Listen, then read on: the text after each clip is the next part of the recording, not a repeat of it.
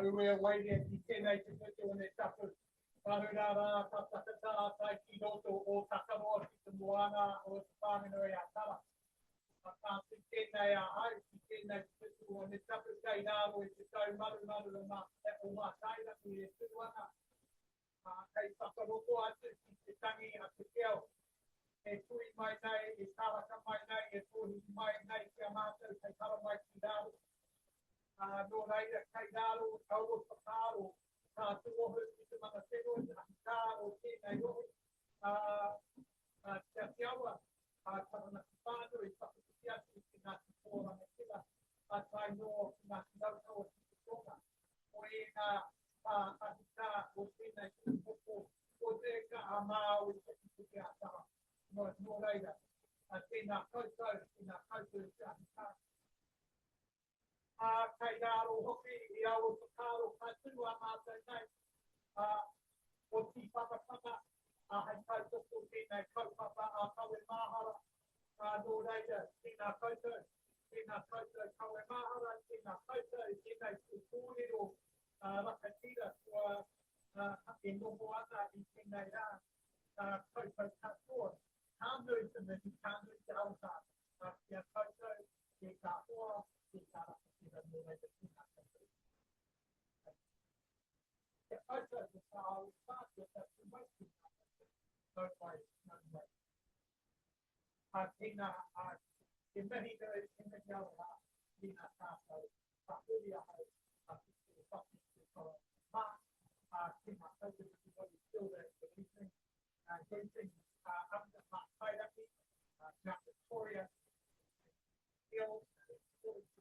together a lot of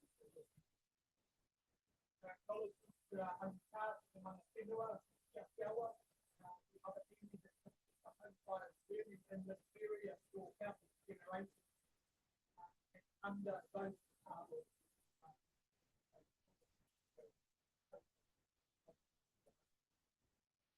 we are in front of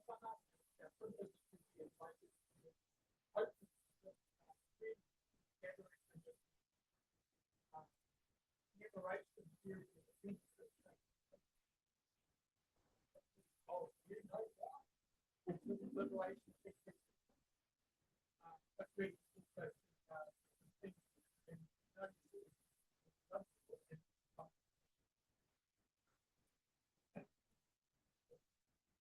so I have to say, we had a way of the capacity of open.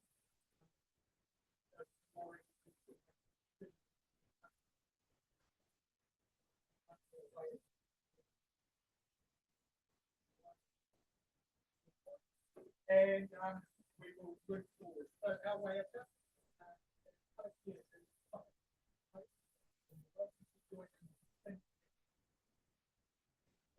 situation to rise, please do.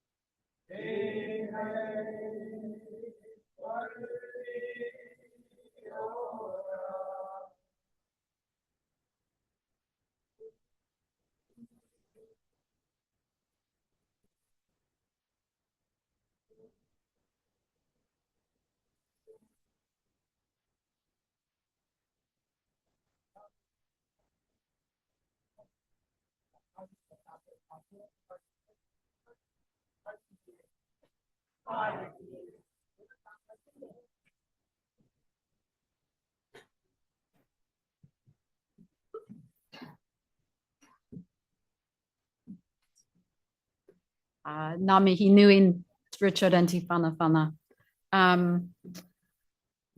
Tēnā koutou katoa, ko Dr. Loi Lei, toko ingoa. I'm a board trustee of Kawe Mahara, and I have the absolute pleasure of being your MC for the evening. MC in my case stands for mostly cool, not master of ceremonies, so you'll have to put up with my occasional bad humor if I get the chance, but I'm hoping mostly to let everyone else speak tonight. Kawe Mahara Queer Archives Aotearoa warmly welcomes everyone that is here tonight, both in person and online. There are several watch parties going on, so shout out to the Charlotte Museum in Auckland, and our board trustee T, who's hosting a watch party. If you don't know, the Charlotte Museum is the only lesbian museum in the world. I think that deserves a round of applause. And our board chair, Elizabeth Kitty, is also hosting a watch party in Gisborne tonight. So shout out to you, Elizabeth. Thanks for your text. And in case you haven't picked up on everything I've been saying so far, we are recording this. So just be aware that if you ask a question or anything, you are being recorded. And we have Gareth here from Pride NZ, who's also recording the whole evening for archival purposes. Tonight is a very special Queer History Month event, a conversation about the untold stories of the journey to the passing of the Homosexual Law Reform Bill, a landmark triumph in queer history and rights. Part of our Queer History Month kaupapa is to encourage activities across the motu, which celebrate, educate, and honor queer history. To this end, this year, we have created a very special Queer History Month resource. We launch tonight our CAMP Pack, which stands for Knowledge and History Pack. You can receive your free copy of CAMP, thanks, I like the name too, online from our website, and we've got a few hard copies that you can look at tonight as well. It's fitting that we're here in the National Library, as this is where Kawe Mahara launched Aotearoa's first ever Queer History Month in July 2024. And we want to acknowledge the library's support tonight of Kawe Mahara. Kawe Mahara chose July as Aotearoa's Queer History Month primarily to mark the anniversary of the Homosexual Law Reform Bill passing, which passed on the 9th of July, 1986. This year marks the 40th anniversary of the passing, and I encourage you all to visit the 40 Years of Love website to take advantage of the many events that are happening to honor this. 2026 is also an important landmark for queer archives. On September 11th, 1986, barely 2 months after the successful culmination of the law reform campaign, the contents and premises in Wellington of the Lesbian and Gay Rights Resource Center went up in flames, a hate crime. Now, 40 years later, we sit here holding this event with our new te reo name, Kawe Mahara, in the same building, the Alexander Turnbull, which offered to host our archives after the fire.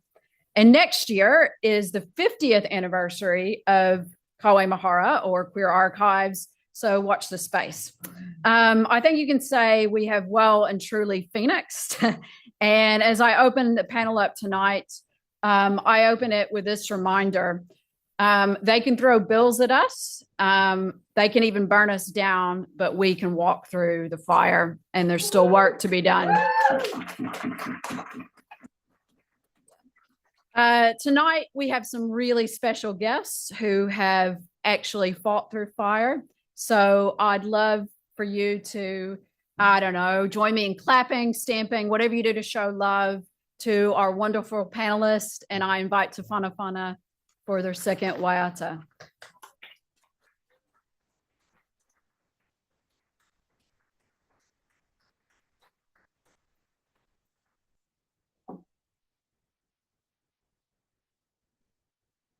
I'll stay here for the moment. Kia ora no tātou. I just want to speak to this waiata before we sing it. A little while ago, you might remember there's some fella up in Auckland called Brian Tamaki who led a bunch of Never heard of it. no, not very important in the bigger picture of things, but he was a bit of a nuisance a while ago, and led marching people down Lambton Quay wearing black shirts and preaching hate. I want to talk briefly about Te Whanawhana's response, and particularly the response of Kevin Haunui, who's one of the founding trustees alongside Elizabeth Kerekere.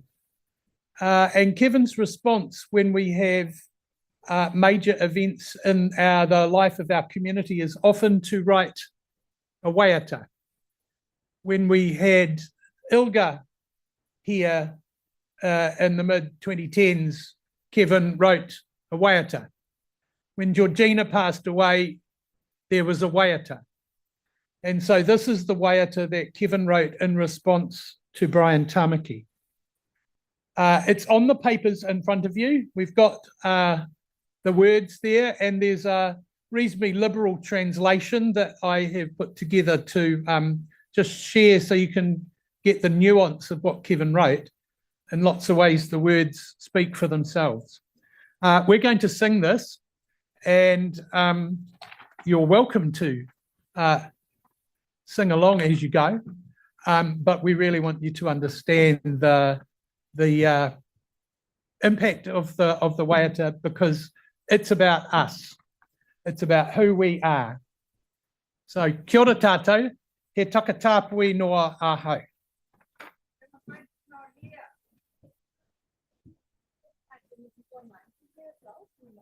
Yep.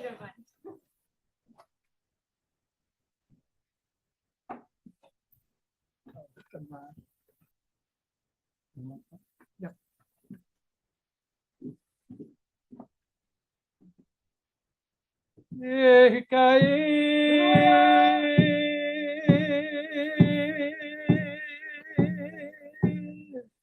Tiro ia mai au, e mōre tangatai puta mai rangi ate.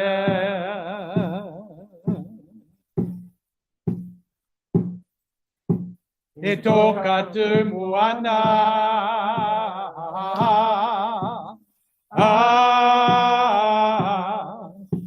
e pau whakarara, e ururoa,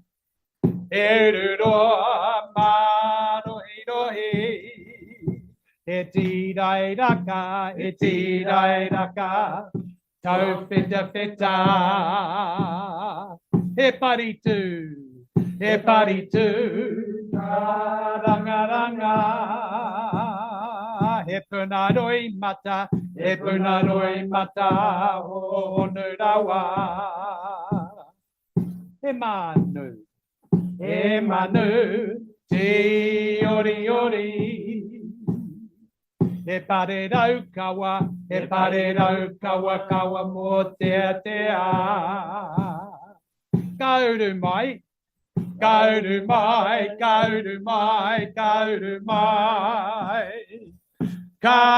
mai, he aniwa tu ramarama, kaua e whakarerea, e takata puingoa.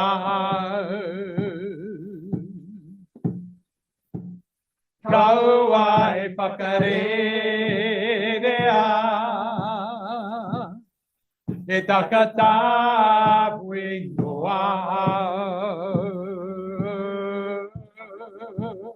Kaua e whakarerea, e takata puingoa.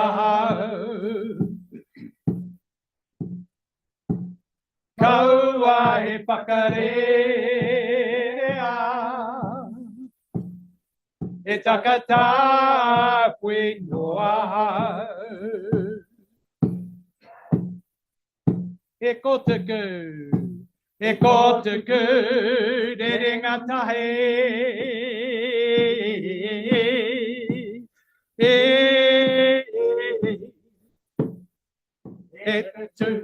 e re runga I te rangi,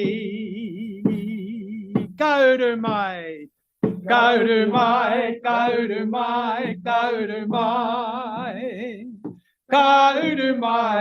he aniwa tu ramarama, kaua e whakarerea,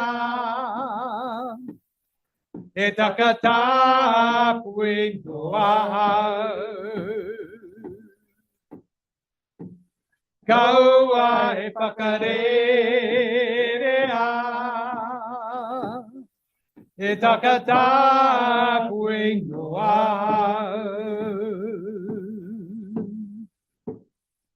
Tirohia mai au,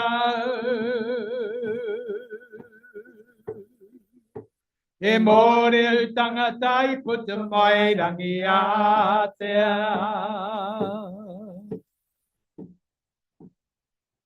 Tiro here. Tiro tia mai au. E more tangatai puta mai rangi Aotearoa. Tere mau awhiti whakamaua kia tina, tina. Aumi e, wi e, tai ki.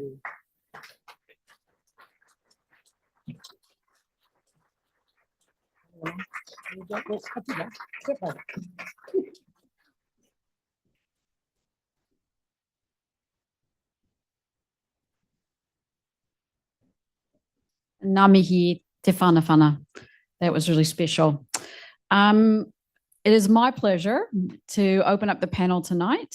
We have Linda Evans, Gavin Young, Dion Jackson, Tile Vamaua Vernon Tile, and they will each introduce themselves because I like it that way.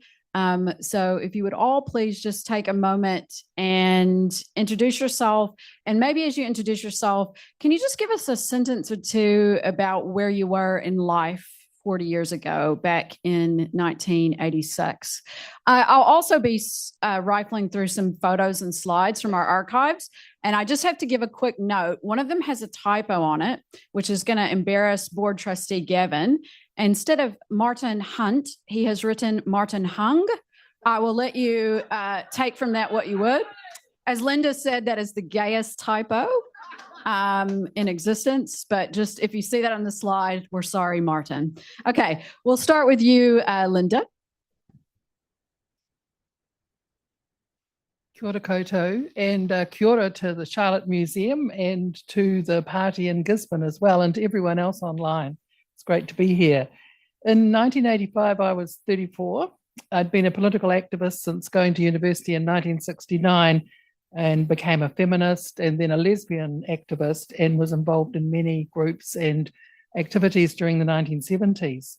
I'd also been involved in actions relating to law reform and in particular when the Wall Amendment needed to be opposed in 74, and also there were the proposed Freer Bill, which came forward. And Gavin's going to be talking a little bit about some of those. But anyway, suffice to say, I was there during that period. In 85, I was one of the main presenters of the Wellington Lesbian Radio program, and this became an important way of communicating during that campaign. I was in a relationship with Alison Laurie, who'd been an activist since the 1960s, and we enjoyed political discussions and arguments and working together. And we worked together on many of the groups relating to the bill. I also work full-time as a librarian for the Broadcasting Corporation, which was, everyone here probably had a full-time job as well, and that was a pretty amazing tension. Thanks, Linda. Linda and I was just talking recently, and we're wondering how we actually managed to cram everything in, particularly in the first 6 months of the Fran Wild Bill, because there was so much activism, and we were trying to do full-time jobs and everything else as well. So it was a lot on. For myself, I was living up about 500 metres up the back of Parliament in Ascot Street, which was really central. And I worked at the Department of Trade and Industry, and subsequently that was split up, and it currently, parts of it anyway, are New Zealand Trade and Enterprise, and the trade policy stuff went to MFAT. So I'd got involved in gay liberation when I was at university in 1976, so that's 50 years ago. And I was thinking, I have to look up the date, but it was almost exactly today or tomorrow that I went to my first gay liberation meeting. So it's sort of an anniversary for me as well. And so subsequently after that, I got involved with the National Gay Rights Coalition, which was being set up around that time. And so I held various positions. One was International Secretary, dealing with the International Lesbian and Gay Association. And I was coordinator of the coalition in 1980, and that was around the time of the Freer Bills, which I'll talk about a little bit later. So during the campaign around Fran's bill, I'd been involved for about 10 years by then, and I was involved, well, I had been involved with Wellington Gay Liberation, but at that time I was involved with the campaign for homosexual equality, SHE as it was called. It was at the more risk-taking end of the spectrum of activism, and we worked closely with the Lesbian Coalition. So we used to have, and I was also quite heavily involved in producing Pink Triangle. So that was another thing we tried to keep going during the bill. We had quite fun meetings with the Lesbian Coalition, working out how we could take actions against our opponents, and then we'd go and implement them. And so we actually had quite a lot of fun, but we also tried to be quite effective and quite creative in what we were doing.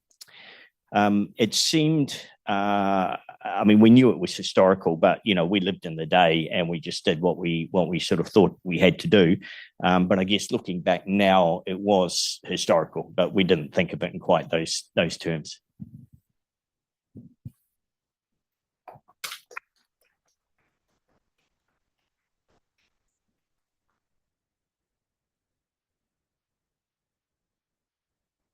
Karana koutou katoa. My name is Jan. I was way back in this picture of me, way back in the days. I mean, hang on, there was 1981. I was on all the Springbok tour marches, on the Māori land marches, and all of those marches. And when these ones came out, oh, of course, we've got to get in there. We've got to get in there. We've got to march for us. And because like this one here's by myself, my beautiful darling sister, Chanel Hati, she wrote that sexual support the bill and everything. And with that, I was going around like all the pubs and everything with petitions and everything for people. I was just walking straight in the pub and said, would you like to sign this? Naturally, they didn't realize I was the Queen. They thought I was, she's yeah, because I was so on Springbok in those days. And so they signed it. They said, what's it for? And I said, oh, it's supporting the bill. And look at, okay, then they'll sign. And the Junkin States, they'll sign it away. So I had all these petitions and everything that I took around to the pubs and everything. So that was my radicalism with these ones here. But I mean, I kept on going. I was on the last one was the Black Trans Lives Matter. And what really this really saddens me deeply is that there's not enough trans, there's not enough Queens that get out there and march for our safety. And because what's happening over in America, you know, we've got a coalition government that want to try and grab those what Humpty Dumpty's doing over in Australia, wants to put that into us here in Aotearoa, New Zealand. So, wow, we need to fight. We still haven't, there's still a long way for us to go, especially us transsexuals. I prefer Queen. When I first came out, when I first transitioned way back in 1977, down here, some people were probably not even born. And one of my sisters, she's since gone now, she said, now that you've transitioned and everything, you're a Queen. And I went, so from then on, it's always, and I prefer Queen, like my noun would be Queen. Yeah, I don't know.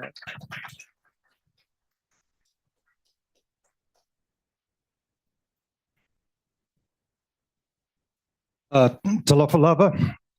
I'm Samoan, and I've always been radical, and I've been radical just by the mere fact of having been born, because my parents were among the very first Samoan European marriages in New Zealand, and I was one of the very first Samoan European children ever born in New Zealand, having been born in, of all places, Palmerston North in 1955. I was still one of the very first.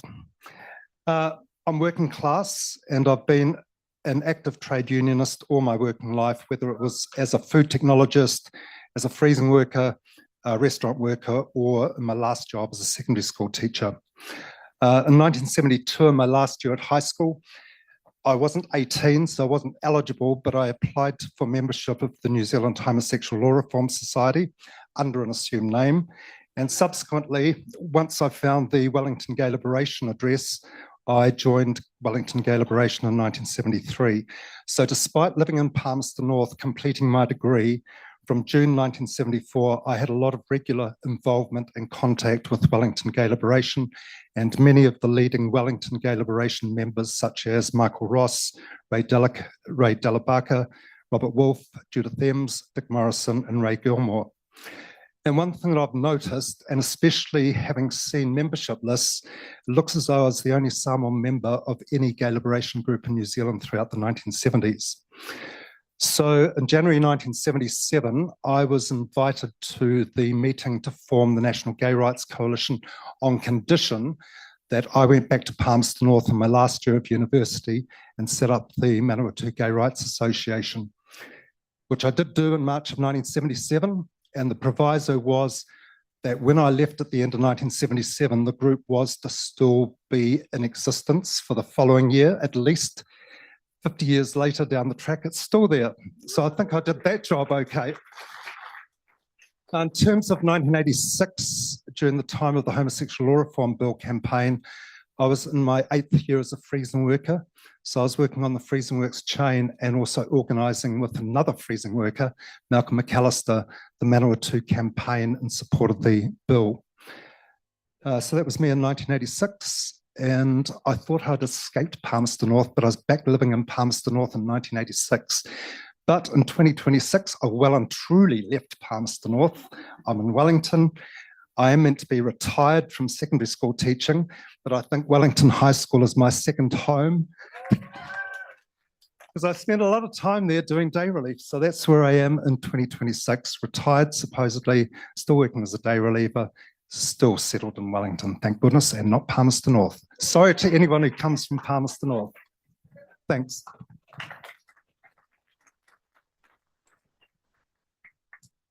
It's a good thing Palmerston North isn't having a watch party, or no, they may be. Vernon, I think we'll stay with you. Tonight's event is called Untold Stories. So when you think about the homosexual law reform movement, what stories do you feel are still missing or maybe untold or even undertold? A story that is missing or not fully told is the contribution of the 1985 Manawatu Homosexual Law Reform Bill campaign to the overall national bill campaign. It is suggested and intimated in the book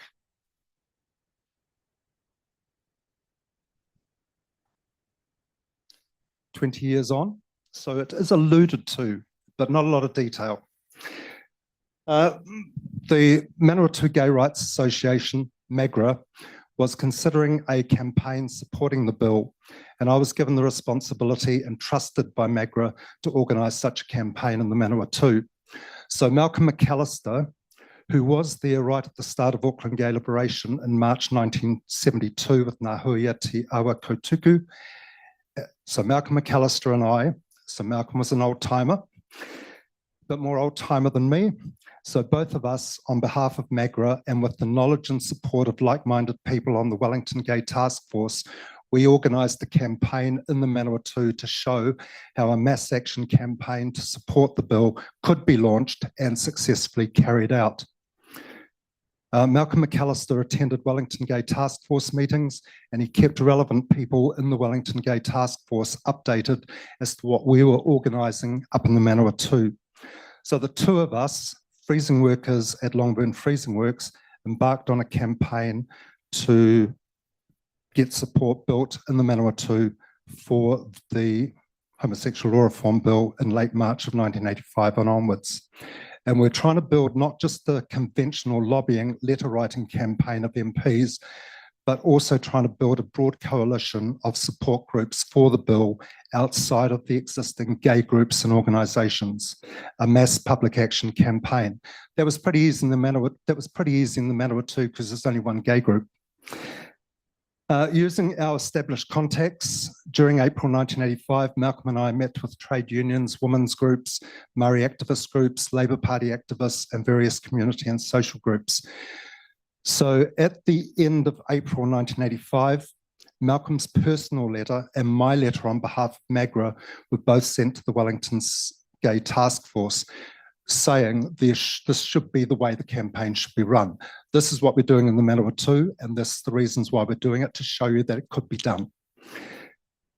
So this is also documented in the 20 Years On booklet, and I still have the original documents from that time of getting that sorted out.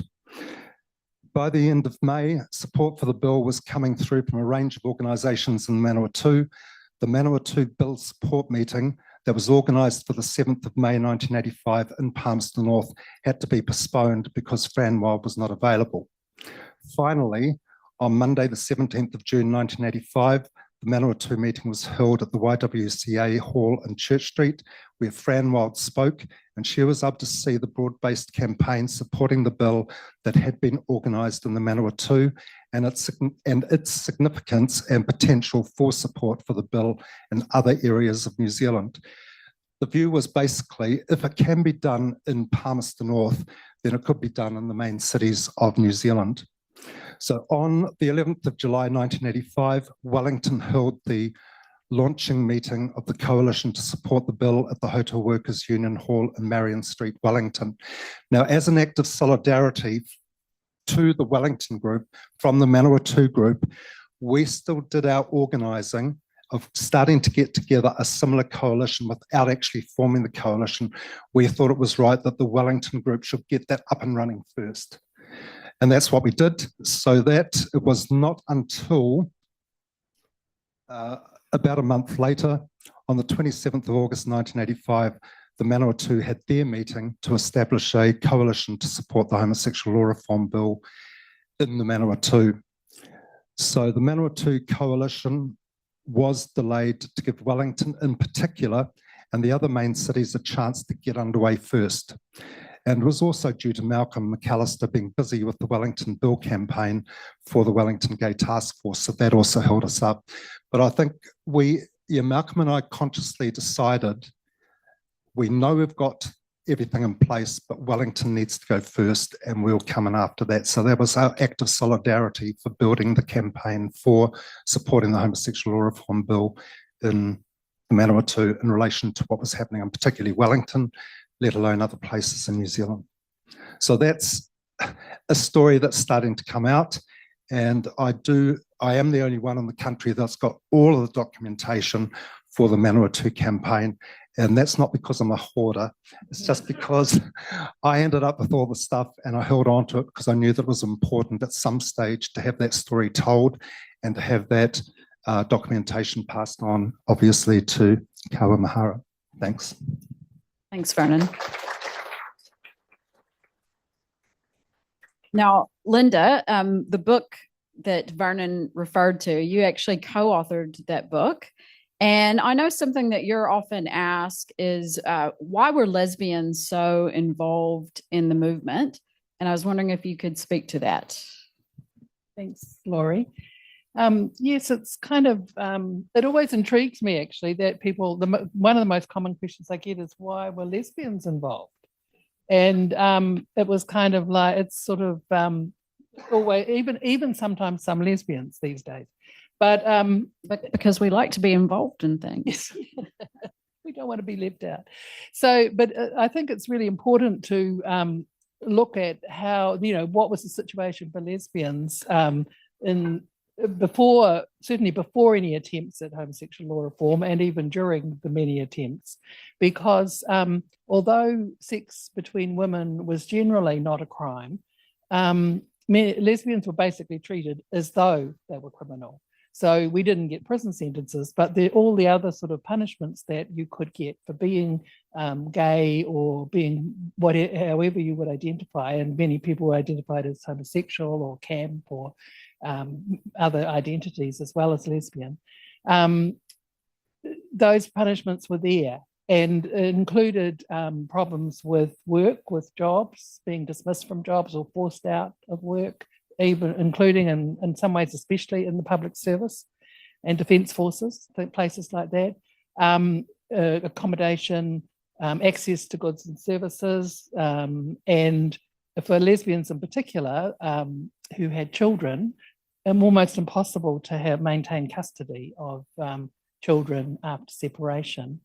And also the other area was in kind of forced mental health treatments, which were often given to lesbians under pressure from families and other people. So there was plenty of ways that lesbians were affected by the fact homosexuality was illegal. And in addition, lesbians were very much part of the early cultures, like the post-World War II cultures that were developing in the cities, where there were social groups and networks, sometimes mixed, sometimes single sex. And in fact, interestingly, in 1961, the only kind of offence that involved sex between women was introduced into the Crimes Act, and that was between a woman over 20 and a girl under 16. So there was that one area of criminality. Lesbians, as well as suffering those effects, like all the other parts of the culture that later became LGBT, IQ, all the different communities and networks, they also, of course, developed a really strong culture of resistance and humour and all of the strengths that you think of that have been gathered in our various communities over the years. So it seemed important. The other part of it that was really important to me was that almost every time there was some attempt to decriminalise homosexuality, homosexual acts between men, there was a threat to include lesbians in whatever law eventuated. So that meant if an attempt failed, then lesbians could be criminalised. If an attempt didn't make the age of consent of 16, then lesbians, especially young lesbians, of course, would be affected by that if the age of consent was 18 or 21. And they did get included. So to me, that was a really important motivation for being included. Then the other area that gradually lesbians became more aware of was the potential for anti-discrimination legislation and how that could help. And probably we can, because certainly I came from more of a liberation movement perspective, so the idea of human rights was kind of foreign to me. I couldn't quite get it for a while. Gavin was talking about it and I was like, don't know about that as a strategy. But anyway, but then, of course, the National Gay Rights Coalition, they made a submission to the Human Rights Commission, which had been set up in 1977, and then it hadn't included sexual orientation despite submissions at the time. So the NGRC made another submission to them. And then a report was issued by the then Chief Commissioner saying some forms of discrimination should be legal. And this is one.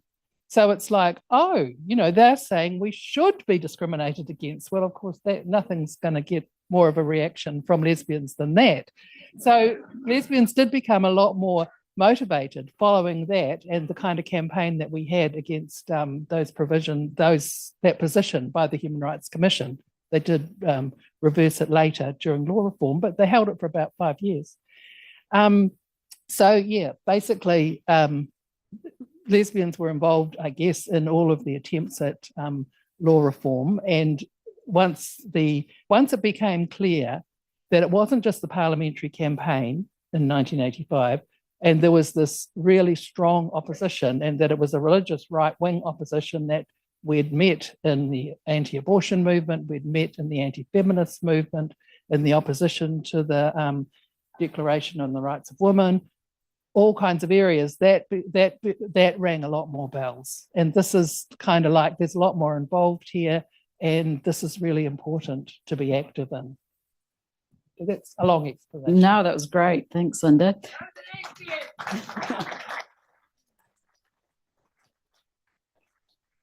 All right, I'm going to circle back to you, Queen. There's this famous photo of you, which we've already touched on a little bit, in the 1985 March. Can you tell us a bit about the banner and why you were carrying it and what the role of the trans community was in homosexual law reform?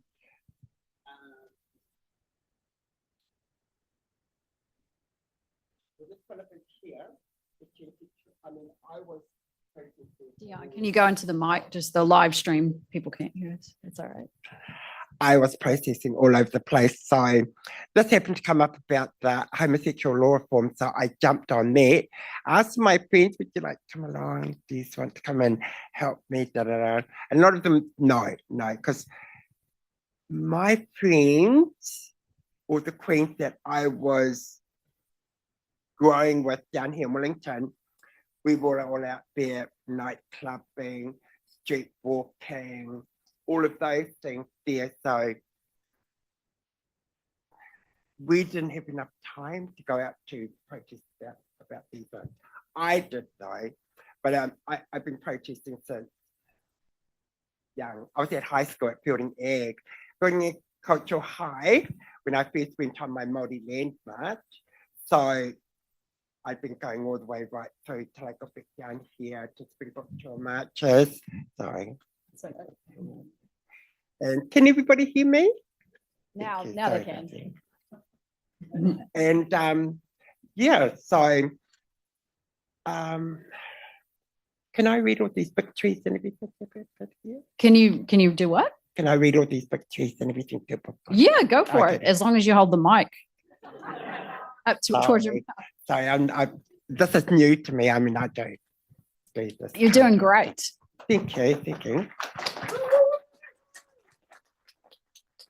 First victory, the human law reform, submitted into Parliament by Labour's MP Bren Wild on the 8th of March, passed in 1986, 49 votes for and 44 against.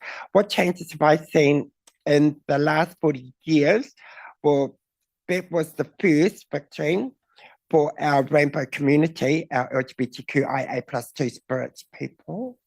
I know it's such a long name that, oh my gosh, with all those alphabet names, that you know the two spirits, don't you?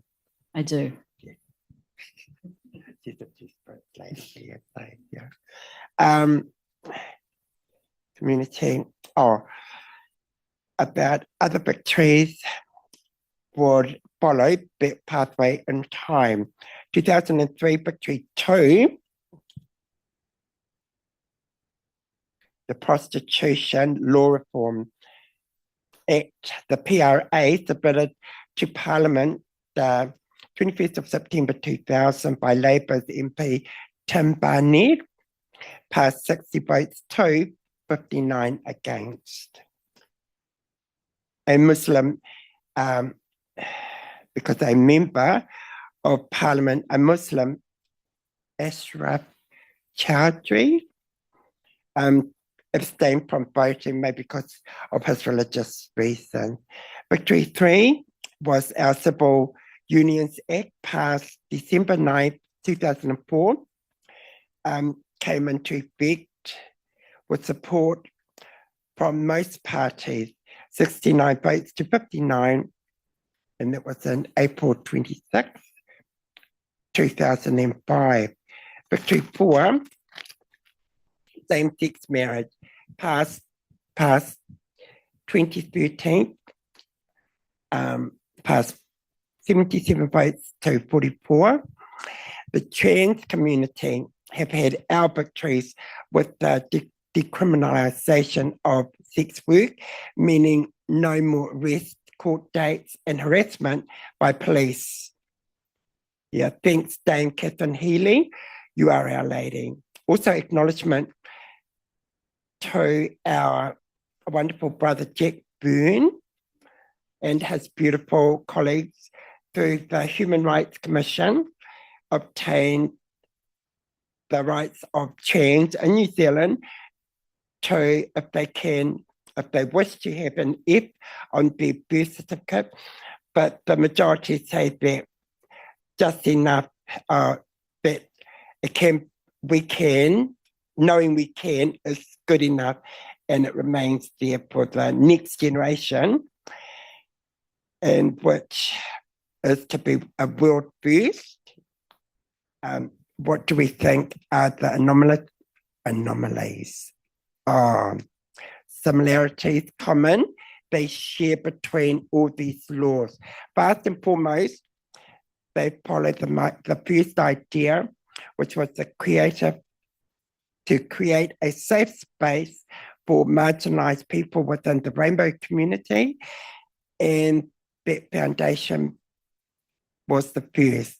The Awhina Centre, to being later named the AIDS Foundation, now the Burnett Centre, Wide Wellington Intravenous Drug Education, now called the DHD Drugs Project, and the NCPC, New Zealand Prostitutes Collective, now called Aotearoa New Zealand Sex Workers Collective, Te Whakakaimahi, kōrero, or Aotearoa.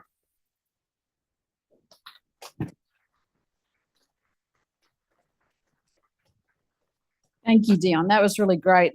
It's good to be reminded of how much history there is. And I'm always like astounded sometimes when I hear how narrowly some of this legislation passed. And I'm reminded of the work that needs to be done yet. Gavin, on that note, how can we hope to sort of understand our history in this way? Okay, I'd like to break it into two parts. One is talking about some of my own learnings about our history and how to understand it. And then an example, which is the Dorian Society, which was the first formal homosexual club that was formed in 1962. So some of you will know, I've been doing some research and some writing lately, and I've actually learned a lot about the process of our history, and that's what I'd like to share a little bit with you. But first, can I just ask you to imagine we're in 2076, so 50 years from now, and those people are looking back at us and they're saying, you know, this is what they were doing. Isn't that stupid? You know, why did they do that? You know, so just have a think about that. How would you like to be remembered in 50 years' time? And how do you think people will remember what we're doing now? So my learnings have been that obviously history is not contained in one book or one article or anything like that, but it's a kaleidoscope of many stories of people and many perspectives. And some of those perspectives will conflict with each other, and over time they get resolved, and you know, through evidence and debate. I've had the privilege over the last 4 years of doing 4 years of research, and people and number of people here, and I think probably some in the other centres that are listening, have been generous in sharing their stories, thousands of stories with me. So we have a really rich tapestry of our history, but those stories all can't be told in one book or one article. And I think it's incumbent on any researchers or writers to preserve those stories. So what I'd advocate very strongly is what you don't use, what hasn't been told, should be preserved in a reservoir, and Kawe Mahara is a good reservoir if you're looking for it, so that they're preserved for others to use in future, because, you know, we don't want to lose the stories that, you know, that people have given us. I think to understand our history, historians and writers have a responsibility also to respect those who went before. Now, it's easy, I think, to judge by today's values, and I've certainly done that. But I think to understand people, you've got to kind of look at yesterday's values and look at the world that they were in and what experiences shaped their lives, what attitudinal, legal, religious, and other factors constrained and shaped the world that they lived in. Because in terms of the movement, it was the work that people have done in the past that have piece by piece got us to where we are today. So, you know, understanding how they did it and what they were up against is quite useful. And the issues in the 1960s and 70s and 80s were quite different than they are now in many ways. So that's really useful to understand. And also, when I look at some of the things that are happening today, I mean, the good things, I just pinch myself and think, oh, well, it's just really happening, because they're issues that we would have had to fight really hard on, and now they just sort of happen as a matter of course. So I think that's really cool to see some of the things that have been achieved. Now, to give an example, as I said, the Doreen Society was the first homosexual club. But have you think about the early 1960s, social attitudes were conservative.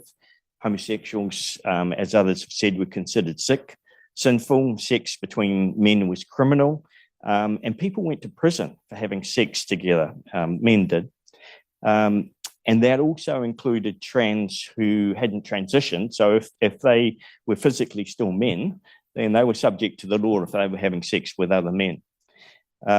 So a lack of information also left people wondering, a number of people that I've interviewed wondered whether they were the only people in the world that felt like they do.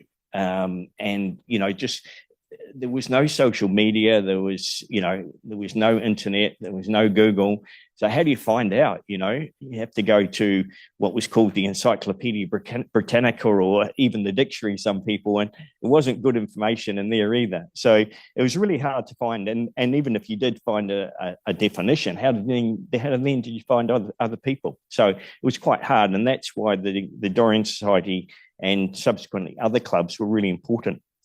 And the police were to be feared as well. They used to arrest people, take them in, and they'd intimidate them and get confessions, and then they'd go to prison.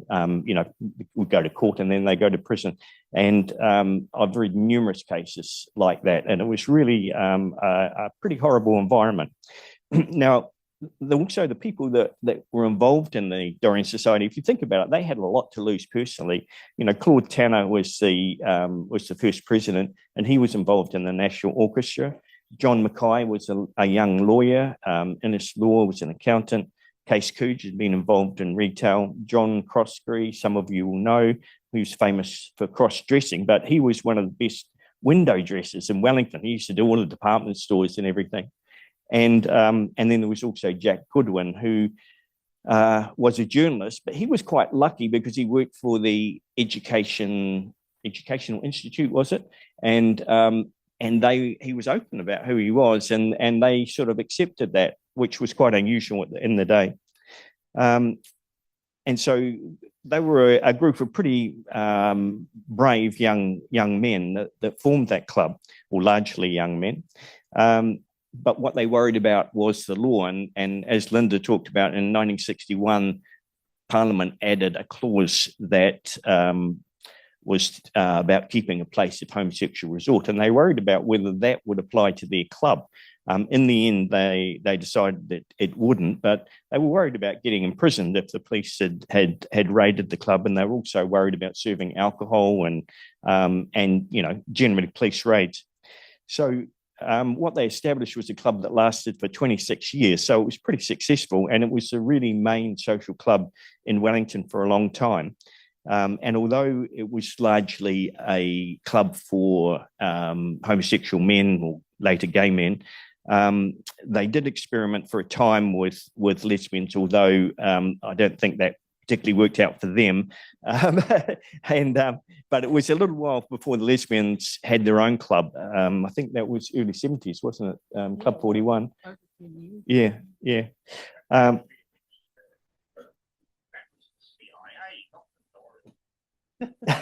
Right.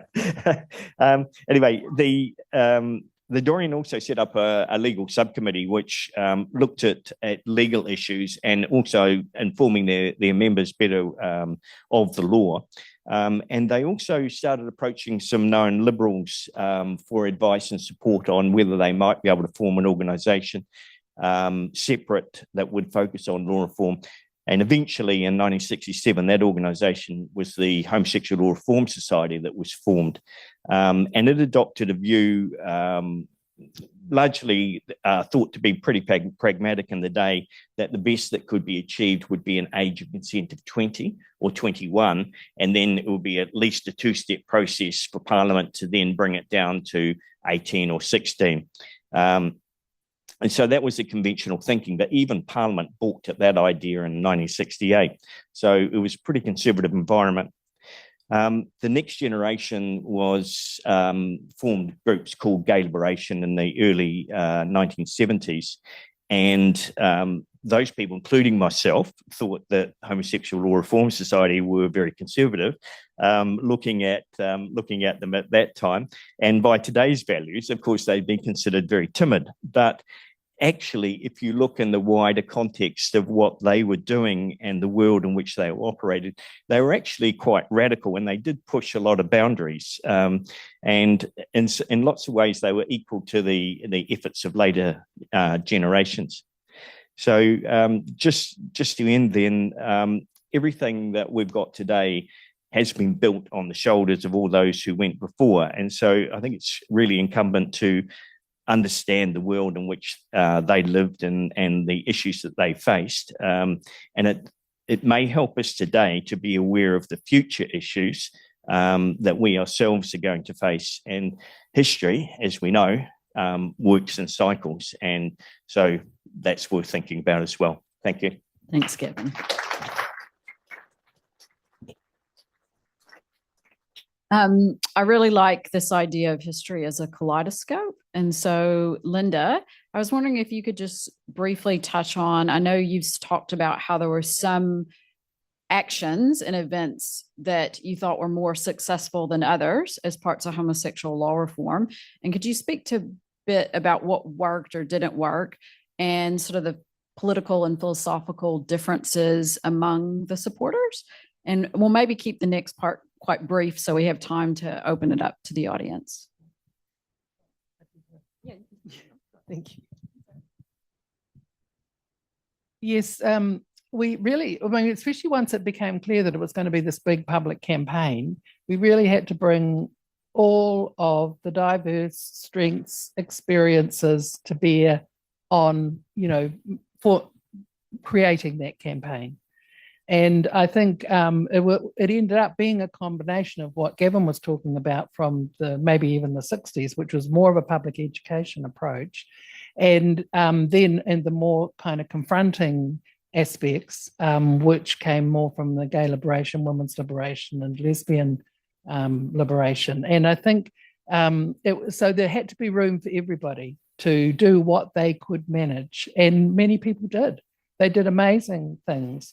So I think it was quite one of the things that was really quite interesting to cope with, say, for someone like me, who was more interested in challenging and confronting, heterosexism, the way society was organized, to have to think, okay, well, these people they're signing, putting their names to petitions, they're saying that we should be decriminalized, criminalized, we should be discriminated against in that. So how can we reach them?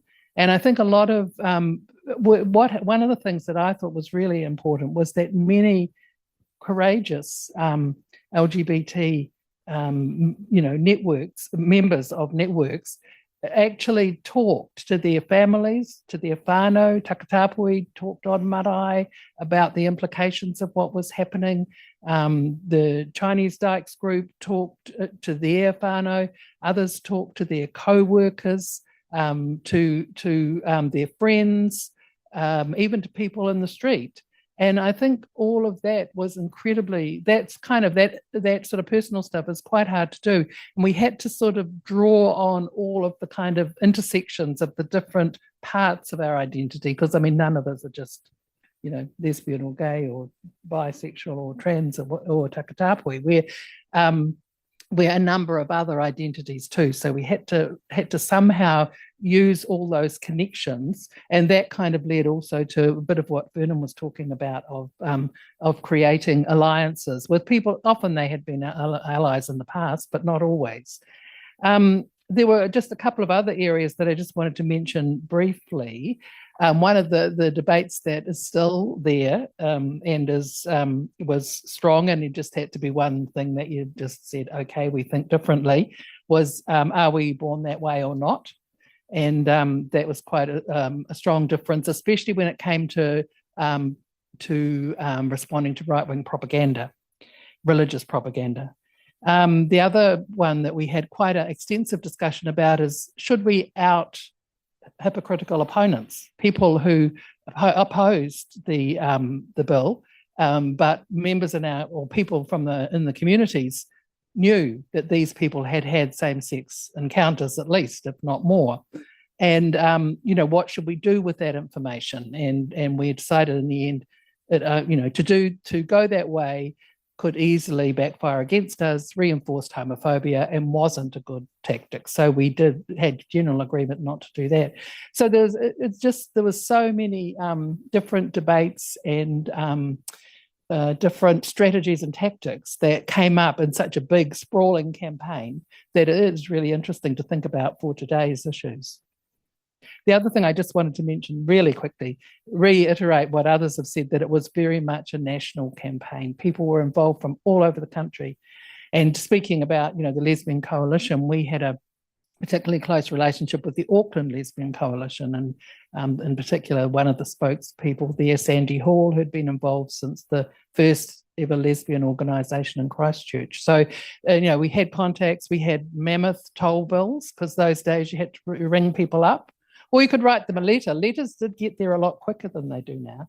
So, that was something that's actually, but yes, so communication's a whole other thing, but I won't go there. So interesting.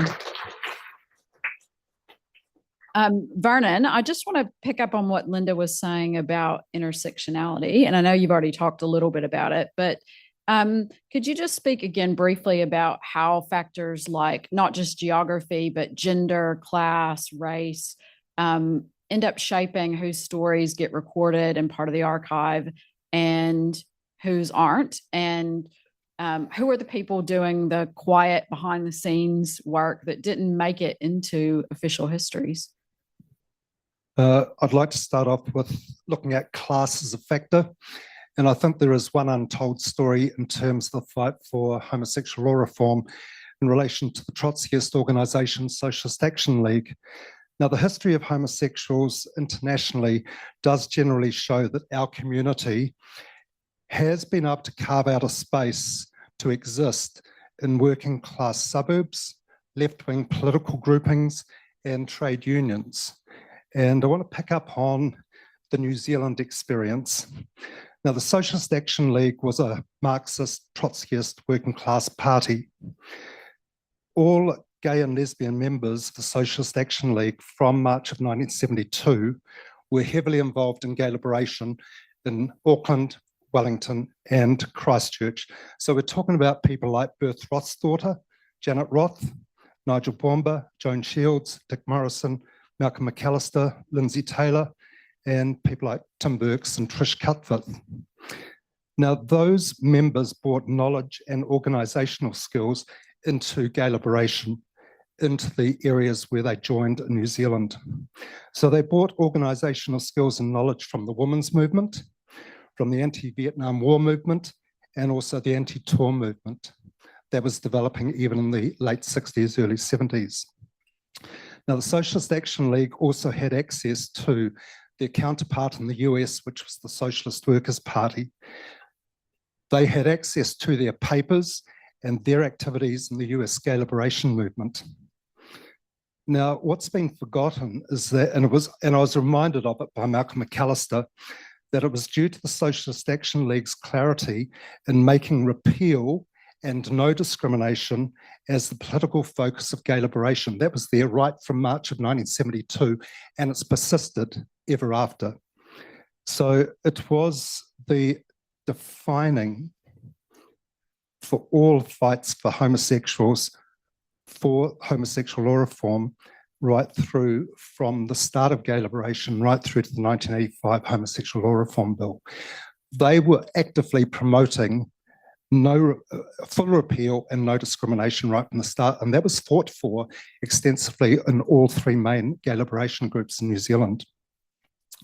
Apart from the gay magazines that were available, the only other organisation that had a newspaper that promoted and discussed and had newspaper articles about gay liberation activities and actions was the Socialist Action newspaper put out by Socialist Action League.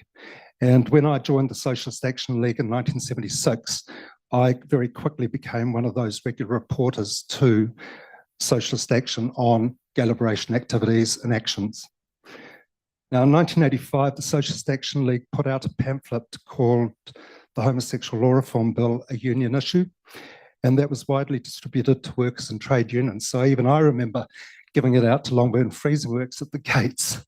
So that was a bit of the work that was done with trade unions and workers by the Socialist Action League outside of the formal campaign for promoting the homosexual law reform, for promoting support for the Homosexual Law Reform Bill. So right from the start in 1985, Socialist Action League members at all meetings of the Wellington Gay Task Force and elsewhere in New Zealand pushed for the need to reach out for allies, which eventually happened. Now, it's interesting that the 12-member steering committee that was set up at the initial meeting of the Wellington Coalition to support the bill on the 11th of July 1985, of the 12 members, 3 of them were Socialist Action League members.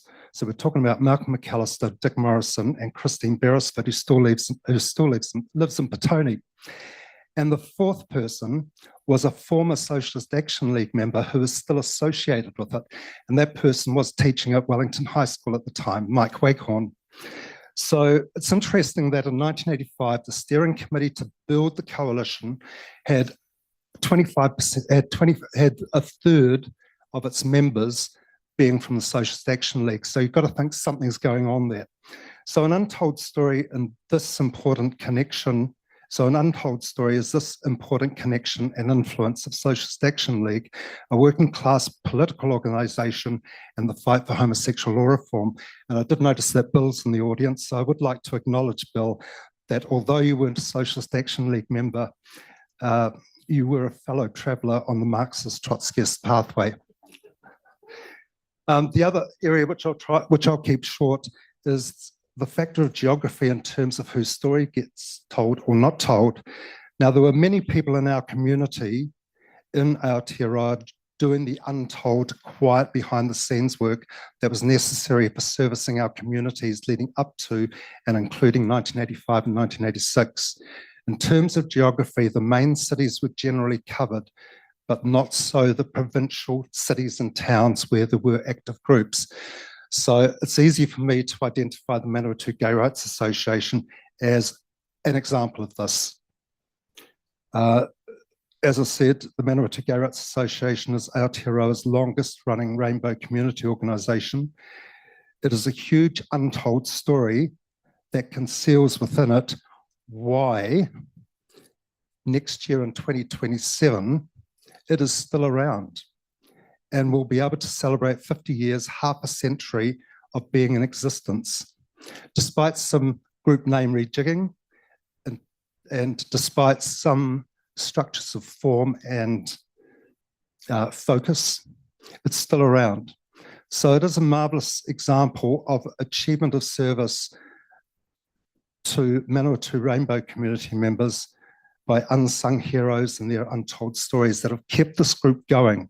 So I would like to particularly mention that Matthew Keane has basically kept it going for the last 2.5 to 3 decades, but also MAGRA owes a debt to a number of individuals that have played a major role in MAGRA over the decades, and that's the reason why it's still here today. So I won't mention everybody, but I'm thinking in terms of Peter Pawson, Kevin Bastian, Jules Neville, Paul Reynolds, Sharon Carline, Pūmahara Ia, Carl Palutu Enderman, Ian Harris, Eddie Johns and Adrian, and Bill Armstrong and Bernard McAvenue in particular. So that's an example of geography that I think does need to be looked at before a lot of people die who were around when there were fledgling active gay groups in the centres outside of Auckland, Wellington, Christchurch and Dunedin. Thanks, Vernon. We are pretty much out of time or over time for this part of the panel, but I just want to give you, Dion, and Gavin just a chance to say anything else you want to say, maybe just in a minute or two. So sorry about that. But we do want to give the audience a chance to ask questions. So I know, Dion, you wanted to talk a little bit about unity and connection across our communities today and where you feel like there's still work to be done. So do you want to just take a moment to, can we give Dion the mic, please? Thanks. It's just that we need to come together as one, like there's not too many. Te Whanawhana is one of them. They're just big up to Te Whanawhana for their kapahaka and everything, but other little groups and everything. I've got a small group out at Upper Hutt where I pulled in people from Kapiti Coast, Wellington, Lower Hutt, but still it's not, it's getting out there to the public, like, no, Mahara mai, come along, come along, join our group. And yeah, they're still not that, and it's sad, like I always have the girls come and say, when are you going to have a group? When are you going to say, oh, sure. Yeah, when I've got time and everything. So there's another challenging too, is growing mature, growing a bit more mature in age.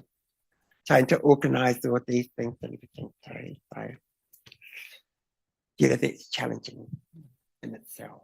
Yeah. Thank you. Gavin, just to close it off, again, if you can keep it brief, just what is one untold story you would like to tell? And it's going to have to be the Cliff Notes version of it. Yeah. For me, the big issue really was the age of consent. And today it seems really odd that we would even debate equality, but that was the huge issue that was debated in the 70s and 80s and fought over. And it really was a debate between the pragmatic and principled. And I don't want to sort of make too much of that, but it was a principled position of 16 or nothing, or a pragmatic one that Parliament will accept this. And so that was the kind of divergence. And ultimately, there was a lot of fights within the movement. And ultimately, we got to a position where we were largely on the same page, which is how we got to Fran Wild's bill with an age of consent of 16 and the Human Rights Commission part. And even within that, Fran called a meeting in 1986 when the bill was going through the committee stage of Parliament and it was being amended, and she said to us, we've lost the human rights part, we haven't got support, and she said we've got support for 18, an age of consent of 18, but we haven't got support for 16. What do you want to do? So she put it back on us. Other MPs would have said, well, we're going to put it through at 18. She didn't. She said, what do you want to do? And we said 16 or nothing. And so it was a high stakes game at that point. It was like a game of poker. It was a winner takes all, and we took all in the end. So we were fortunate, but it was holding out for what we wanted and forcing the MPs to go out of their comfort zone to support that. And I guess, it was worthwhile doing, but there was a lot of debate and argument over it. Yeah, we need more. We need more MPs like Fran Wild. We want to make sure that there's time, and we do have just a few moments for the audience to ask some questions. But before we do, I realize that there's someone really special in the audience. And so I'm going to hand it over to Linda.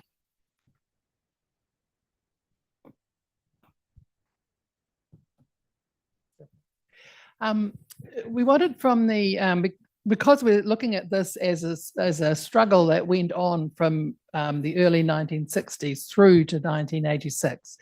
At Kawe Mahara, we wanted to acknowledge some of the people who were really active in the 1960s, and there's a couple of them are able to be here tonight. So the first person that we wanted to recognise is Brett Rawnsley, who was there at the beginning of the Dorian Society that Gavin talked about. Also, he was involved in the legal subcommittee. We wanted to acknowledge someone who's not here, who's John Mackay, who's in the Hawke's Bay, who was actually the person who suggested the legal subcommittee and did a lot of work towards it, a lawyer. And so, these people did a fantastic job starting things out. So, Brett, we just wanted to acknowledge your work. Plus, also what was fantastic for us is that you were involved in 1985-86. So, I mean, I know you spent some time out of the country, but you've been involved in lots of things over the years. and many tales to tell, I know, about a lot of your friends and about the work you've done. And then the other person we wanted to acknowledge tonight is Chris Parkin, who again was very active in the 60s in the New Zealand Homosexual Law Reform Society. In fact, there's a quite well-known photo of him as one of the members of the executive that presented the petition to the committee in Parliament in 1968. And then later was a very effective and valuable chair of the trust for what was then the Lesbian and Gay Archives. So we wanted to acknowledge your work as well from the 1960s on for many years. Thank you very much, Chris. So Brett, did you?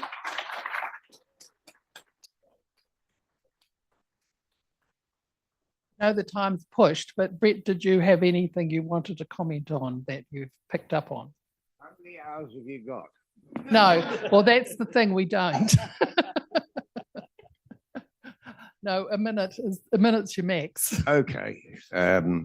Is the mic working okay? Yes. As Linda has just said, I was a founding member of the Dorian Society centuries ago, you know, sort of the mists of time unveil almost. How old were you then? I beg your pardon? How old were you at the Around founding? 127 or something. I don't know. Oh, right, I okay. never tell anyone how old I am. I find it's inappropriate. Okay, But, sorry about that. I thank you for your comments. I'll tell you one thing. Back then, there were no gay men in New Zealand at all. I'm not joking. There were camp men. Mm. And some of you will understand what I'm getting at. In 1946, in Holland, an organization called the COC was set up with their own club rooms. It was a front organization. It was really a gay club. Okay? This was after World War II. And they still exist. And that was the first gay club in the whole world. There were gay bars, of course, surreptitiously gay. Now, here's my point.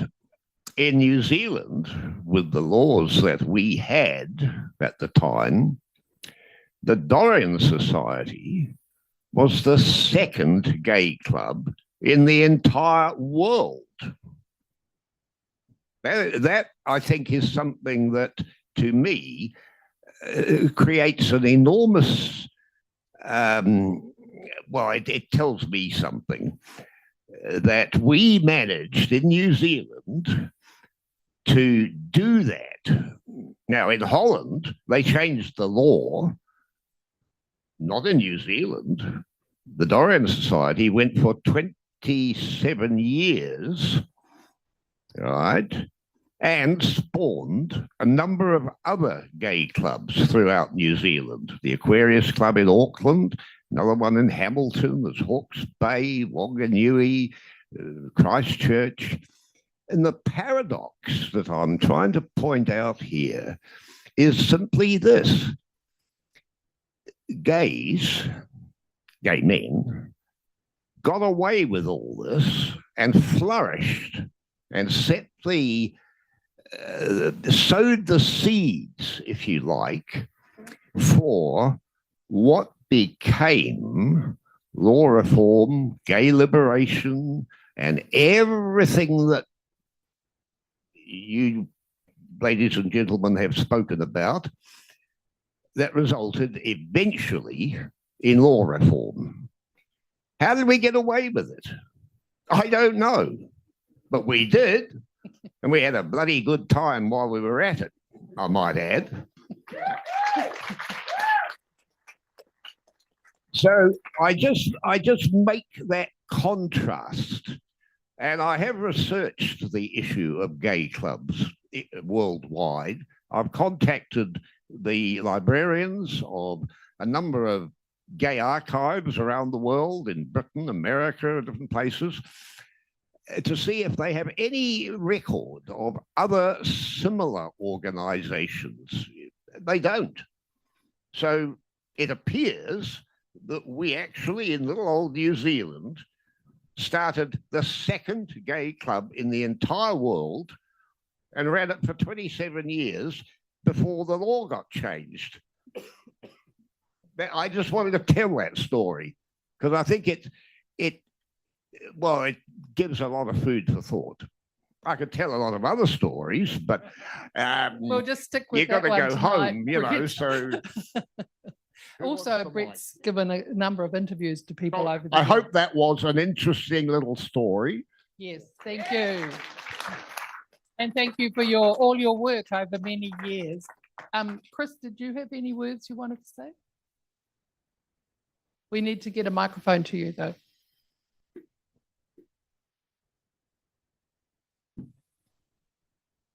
I think all I would want to say is that it's been 60 years since I was first involved with groups looking at the law in particular. And I think what became most important to me over the years was the fact that the law reform was very limited and that it was necessary to think bigger. And in the process of doing that for myself, I've grown, I've got to know a lot of people, I've enjoyed some good times, seen some difficult times, but I think the future is bright, and that's a good place perhaps to leave that comment. Kia ora. Thank you.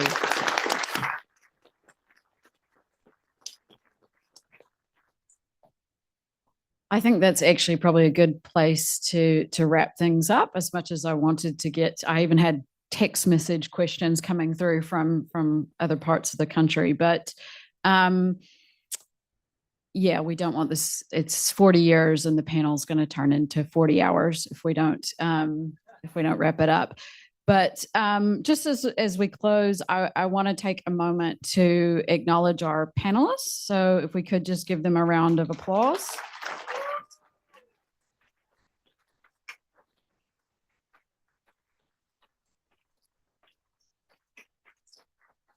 And I want to just take a moment to, if there's anyone in the audience who was actually involved in the 1986 movement, if you want to just stand up for a moment.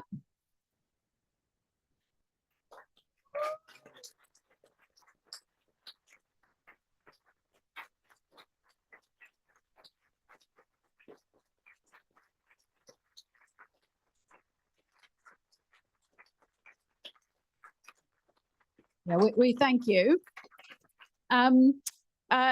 Everything that's happened tonight has been a volunteer effort. So Kawe Mahara Queer Archives is a charitable trust. So every one of us that are here tonight that has been on the board, that are on the board, have just volunteered our time and effort to make tonight happen. So can I get my fellow board trustees to just stand up? I just want to acknowledge the board for a moment. Linda, Will, Allison, Roger, Gavin. And please consider making a donation or a bequest if you have funds or resources to pass on to us to keep this mahi going. We have one more Queer History Month event, which is happening on the 1st of August because July was just not enough for us. So we had to be greedy and creep into August as well. Every month is Queer History Month. So this is a viewing of our collections. There's signs around that will be here at the library. So make sure you make it out to that event as well. Thank you all so much for coming. Thank you, Gareth, for doing the recording. Thank you to everyone in Gisborne and in Auckland and all over the country for listening in. We have some refreshments out in the foyer. So I think that's probably the best chance you can have to ask questions and just talk amongst yourselves. Thank you very much. And we hope you enjoyed your evening. Please join us in the foyer.